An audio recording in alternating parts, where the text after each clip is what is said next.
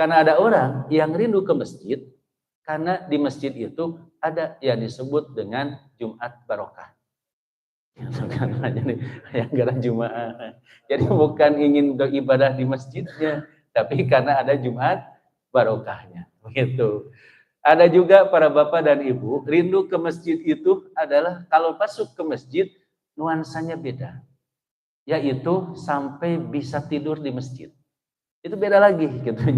Jadi datang ke masjid bukan untuk melaksanakan ibadah, tapi justru merasa nyaman seorang itu kalau seandainya tidurnya di dalam masjid. Ayanu gitu. Jadi makanya Imam Nawawi memberikan gambaran yang disebut dengan hatinya yang selalu rindu ke masjid itu adalah ingin melaksanakan sholat di dalam masjid. Makanya bapak-bapak dan ibu-ibu yang disebut dengan masjid ini itu harus dijadikan bentuk memakmurkannya itu diantaranya dengan sering melaksanakannya sholat berjamaah di dalamnya. Begitu. Nah ini yang disebut dengan kalimat warajulun qalbuhu mu'allaqun fil masajid. Yaitu orang yang hatinya selalu rindu ke masjid. Yang kedua, Bapak Ibu, masjid itu sarana penghapus dosa dan meninggikan derajat. Itu hebat. Banyak. Pertama, dia mendapatkan naungan nanti pada hari kiamat. Dan yang kedua, sarana penghapus dosa dan meninggikan derajat.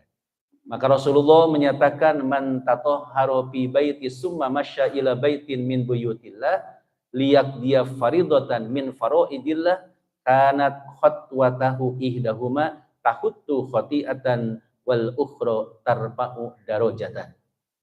Jadi barang siapa yang dia itu bersuci, maksudnya apa berwudu.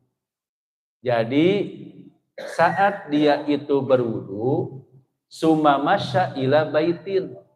Nah, gitu. Kemudian dia itu berjalan dari rumahnya kemana? Ila baitin min buyutillah, yaitu pergi ke masjid. Apa tujuannya? Liyak dia faridatan min faraidillah. Maka akan melaksanakan kewajiban dari berbagai macam kewajiban yang ditetapkan oleh Allah Subhanahu wa taala. Jadi di sini Bapak-bapak dan Ibu-ibu melangkahkan kaki ke masjid tujuannya ingin melaksanakan kewajiban. Kan yang disebut dengan kewajiban di masjid macam-macam Pak. Bisa kewajiban yang berkaitannya dengan sholatnya, bisa kewajiban berkaitan dengan thalabul ilminya. Maka saat dia itu melangkahkan kaki ke masjid, maka kanat khatwatahu, maka setiap langkahnya itu ihdahuma tahuttu khati'atan. Langkah yang pertama itu menghapus kesalahan, wal ukhra tarfa'u darajatan. Maka yang keduanya Pak akan mengangkat harkat derajat kita. Jadi langkah kaki kita pun itu akan dihapus oleh Allah setiap dosa-dosa kita. Makanya para bapak dan ibu, makin jauh bapak ibu dari masjid, maka penghapusan dosanya makin banyak. Maka diangkat derajatnya pun itu makin tinggi. Kalau kita itu rumahnya lebih jauh dari masjid.